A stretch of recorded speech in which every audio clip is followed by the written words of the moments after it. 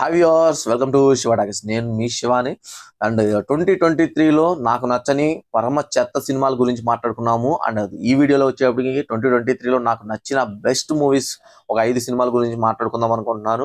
And ఈ సంవత్సరం release అయిన సినిమాలో చాలా సినిమాలు హిట్ టాక్ వచ్చాయి అండ్ చాలా సినిమాలు అటర్ ఫ్లాప్ టాక్ వచ్చాయి.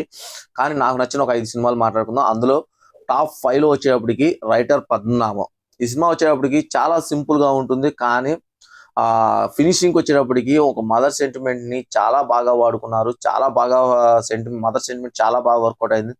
సినిమా మొత్తం అయిపోయిన తర్వాత మంచి సినిమా చూసామనే ఫీలింగ్ తో బయటికి రావచ్చు. సో చిన్న సినిమాగా వచ్చి మంచి విజయం అయితే అందుకుంది. సుహాస్ కి కలర్ ఫోటో తర్వాత ఇది కూడా ఒక మంచి విజయాన్ని అయితే ఇచ్చిందని చెప్పుకోవచ్చు. ఇది టాప్ 5లో అయితే నేను చెప్తాను. అండ్ టాప్ 4కి వచ్చేటప్పటికి దసరా దసరా మూవీ వచ్చేటప్పటికి హీరో నాని కెరియర్ లో one of the biggest mass entertainment movie అని చెప్పుకోవచ్చు. మాస్ ఎంటర్టైన్మెంట్ గా అది ఒక ఎపిక్ మూవీ లాగా వచ్చింది నాని కెరియర్ లో. ఒక్కొక్కరికి ఒక్కొక్క ఎపిక్ మూవీ ఉంటుంది.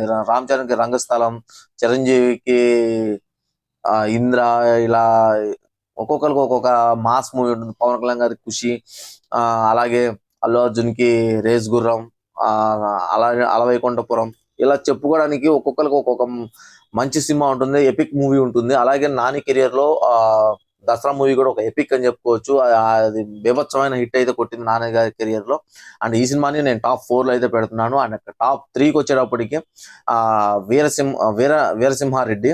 ఇది వచ్చేటప్పటికి సంక్రాంతి బరిలో బాలయ్య బాబు ఖాతాలో ఒక మంచి హిట్ అయితే పడింది. ఆ బాలయ్య బాబుకి ఇలాంటి మాస్ అండ్ ఫ్యాక్షన్ సినిమాలు తీయడం కొత్త ఏం కాదు, కానీ మంచి టైంలో మంచి కాన్సెప్ట్ తో మంచి స్టోరీతో తన అభిమాన డైరెక్టరు ఒక అభిమాని డైరెక్షన్ చేసిన సినిమా కావడంతో ఈ సినిమా భారీ కలెక్షన్స్ అయితే వచ్చింది. బాలకృష్ణ గారి కెరియర్ లో బిగ్గెస్ట్ హిట్ అయితే పడింది. బిగ్గెస్ట్ ఓపెనింగ్స్, బిగ్గెస్ట్ కలెక్షన్స్ వచ్చిన సినిమాగా నిలిచింది. అండ్ దీని తర్వాత ఇదే సంవత్సరం ఆయన భగవంత్ కేసరి సినిమా కూడా రిలీజ్ అయింది, కానీ కలెక్షన్స్ పరంగా మాత్రం వీరసింహారెడ్డికి ఎక్కువ కలెక్షన్స్ వచ్చినాయి. సో ఆ సినిమాకి నేను టాప్ 3 అయితే ఇస్తున్నాను. అండ్ టాప్ 2 వచ్చేటప్పటికి నేను 2 సినిమాలు ఉన్నాయండి. ఈ 2 సినిమాలు ఏది టాప్ 2 ఏది టాప్ 1 అంటే నేను ఏది చెప్పలేను. చిన్న సినిమాగా వచ్చింది కాబట్టి దీన్ని టాప్ 2 అనలేను. అండ్ పెద్ద సినిమాగా వచ్చింది కాబట్టి వాల్తేరు వీరయ్యని ఫస్ట్ ప్లేస్ అని చెప్పలేను. అండ్ నాకు తెలిసి ఈ 2 సినిమాలు పోటాపోటీగానే ఉన్నాయి, కానీ కమర్షియల్ గా మాట్లాడుకోవాలి కాబట్టి కమర్షియల్ గా వచ్చేటప్పటికి బలగం సినిమా వచ్చేటప్పటికి నేను టాప్ 2 ఇస్తున్నాను.